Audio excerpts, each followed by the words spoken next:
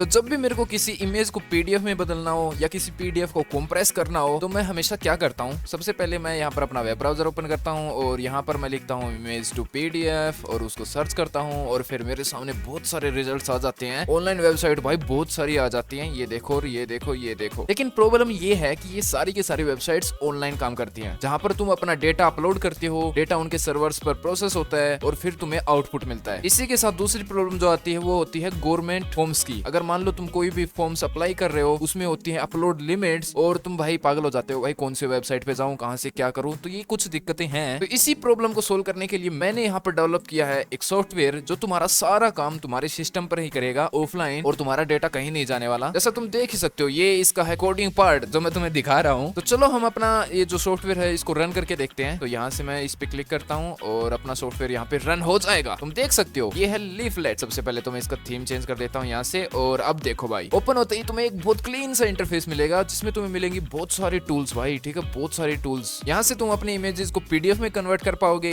अपनी पीडीएफ को कंप्रेस कर पाओगे, पीडीएफ को मर्ज कर पाओगे, इमेजेस को कंप्रेस कर पाओगे, स्प्लिट कर पाओगे पीडीएफ को, प्रोटेक्ट कर पाओगे पीडीएफ को, और वाटरमार्क करना है तुम वो भी कर पाओगे। और यहाँ पर बहुत सारे टूल्स हैं। और अगर मैं तुम्हें साइड बार में दिखाऊं तो यहाँ पर भी वही ऑप्शंस हैं जो तुम डायरेक्टली यहाँ से एक्सेस कर पाओगे। ऑलराइट, तो सबसे पहले एक फीचर की बात करते हैं जो कि है इमेजेस टू पीडीएफ। हमें अगर किसी इमेज को पीडीएफ में बदलना हो तो कैसे करें। तो यहाँ पर तुम देख सकते हो इसका इंटरफेस, और यहाँ से ऐड फाइल्स वाला बटन है, तुम्हें इस पर क्लिक करना है और यहाँ से तुम्हें कोई भी इमेज उठा लेनी है, ठीक है। जैसे मैं पिक्चर्स में जाता हूँ और मेरे पास ये कुछ इमेजेस हैं, और मान लो मैंने ये उठाई, और तुम मल्टीपल फाइल्स को भी यहाँ पर वो कर सकते हो ऐड। मैंने ये उठा लिया, साथ में मैंने ये भी ऐड कर लिया है, ठीक है। और यहाँ से देखोगे क्वालिटी, तो क्वालिटी हम फुली रखेंगे मस्त यहाँ पर, और फिट मोड जो कि परफेक्ट है। यहाँ से अगर तुम्हें तुम्हारे हिसाब से कुछ चेंज करना है तो वो कर सकते हो। यहाँ से तुम बैकग्राउंड को भी चेंज कर पाओगे, और ये मार्जिन वगैरह का ऑप्शन है, तुम अपने हिसाब से इनको सेट कर पाओगे। और मेटा डेटा यहाँ से टाइटल वगैरह तुम्हें डालना हो ये तो ऑप्शनल है, ठीक है, तो चाहो तो डाल दो वरना क्या जरूरी है। और इसी के साथ तुम देख सकते हो प्रीव्यू में अपने यहाँ पर दोनों की दोनों फाइल्स इमेजेस आ चुकी हैं, और अगर तुम्हें आगे पीछे इनको करना है तो वो भी तुम इनको पकड़ के कर सकते हो। इसको इधर मैंने पहले कर दिया और इसको ये बाद में आ गया। अब जैसे ही मैं यहाँ पर रन वाले बटन पर क्लिक करूंगा ना, अब देखते हैं क्या होता है।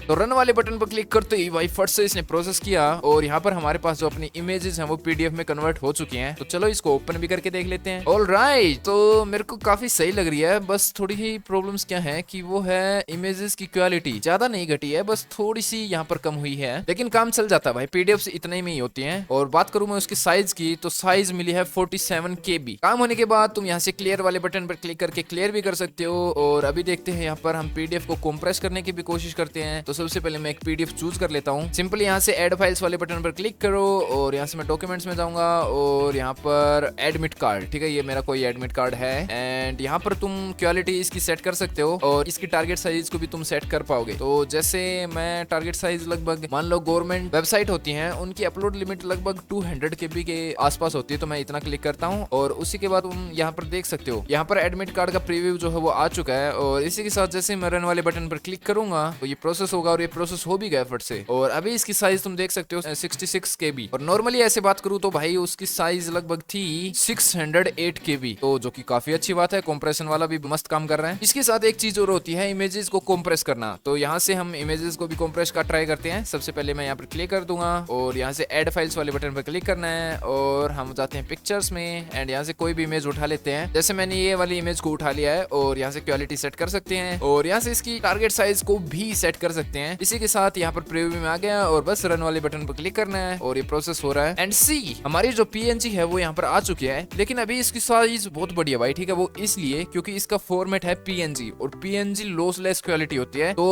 अगर तुम्हें कंप्रेस करना है तो तुम जेपीजी वगैरह को कंप्रेस करना। और अगर फॉर्म्स की बात करूँ तो उसमें भी वही ज्यादा मांगते हैं भाई। पीएनजी तगड़ी है भाई, इसको भाई कोई कंप्रेस नहीं कर सकता, थोड़ा बहुत कंप्रेस कर सकते हैं। इसी के साथ साथ तुम्हें इसमें और भी टूल्स मिल जाएंगे। यहाँ पर एक ऑप्शन है बैच क्यू करके। अगर तुम्हें मल्टीपल टास्क रन करनी है तो सारे तुम यहाँ से ऐड कर पाओगे और उनको एक साथ रन कर पाओगे। अगर बात करूं मैं अपडेट्स की, तो अगर इस एप्लीकेशन का कोई भी अपडेट आएगा वो तुम्हें यहाँ पर दिख जाएगा, और तुम्हें लिख कर भी आ जाएगा अच्छे से कि अपडेट है, तुम अपडेट भी कर पाओगे। और अगर मैं बात करूं लीफलेट अबाउट सेक्शन के बारे में, तो वो भी तुम देख सकते हो, डेवलप्ड बाय अग्निवीर कॉर्पोरेशन। यहाँ पर इसका सेटिंग्स वाला ऑप्शन भी है, जहाँ से तुम डिफॉल्ट आउटपुट फोल्डर को सेट कर पाओगे, ताकि जहाँ पर भी अपने जो सॉफ्टवेयर का आउटपुट है वो कहाँ से होगा तो वो तुम सेट कर सकते हो। हाई कंप्रेस मोड, ये बहुत भाई काम की चीज है जो टिक कर रखा है, इसको तुम हटा सकते हो अगर अगर तुम्हें हाई कंप्रेशन वाली एल्गोरिथम्स नहीं चाहिए। और यहाँ पर और भी ऑप्शन है जो तुम पढ़ सकते हो। इसी के साथ मेन चीज है यहाँ पर फीडबैक वाली। अगर तुम्हें कुछ भी सजेशन देना है, कोई भी बग रिपोर्ट करना है, या तुम्हें कोई भी प्रॉब्लम लग रही है, तो वहां से तुम बता सकते हो और वो हमारे पास पहुंच जाएगा। जैसे यहाँ पर तुम लिख सकते हो हेलो